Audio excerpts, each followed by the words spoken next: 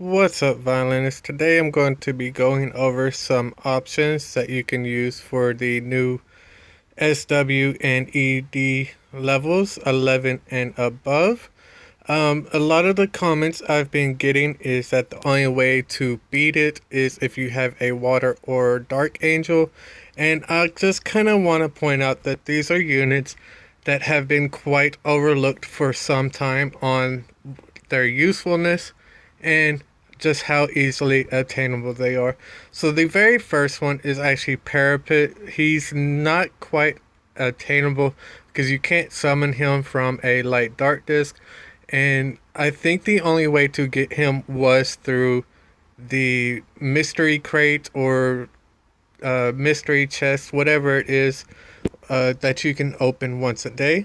But if you actually look at his ultimate skill, it passively protects nearby allies, causing them to receive 15% less damage, and multiple instances of this aura do not stack.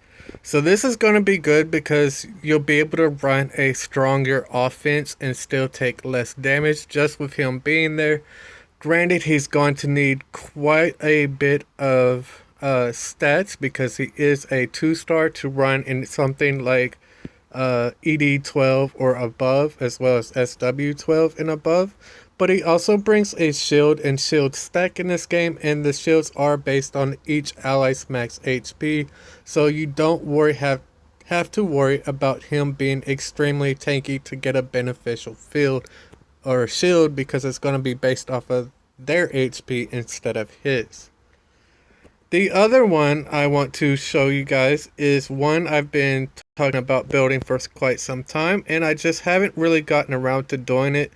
But I figured with all the comments that is coming out right now on Discord as well as on Reddit about how hard it is, that it's about time I just brought these out and put them in the spotlight, because for a long time I have felt they are quite overlooked.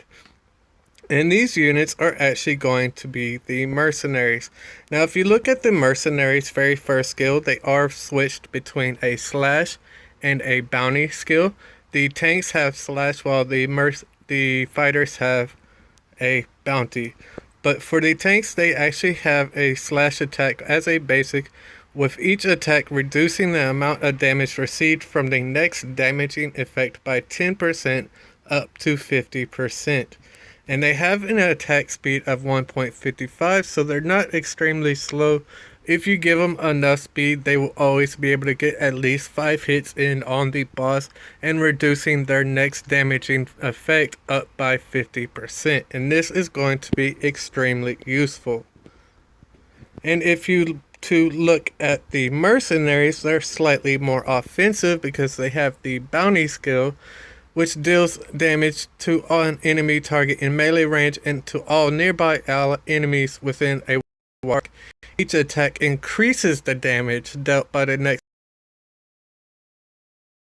up to 50%. So these are going to increase the damage output your team does, while the tank ones are going to boosting the amount of damage your team takes. So these are just options I thought have quite been overlooked for some time, and like I said, there's just been a lot of comments on it's too hard if you don't have a water archangel or a dark angel.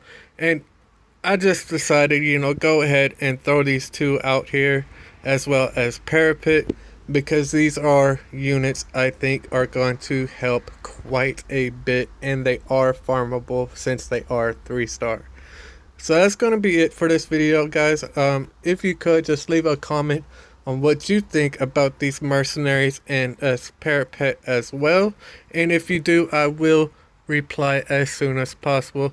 So thanks for watching, and I shall see you in the next video.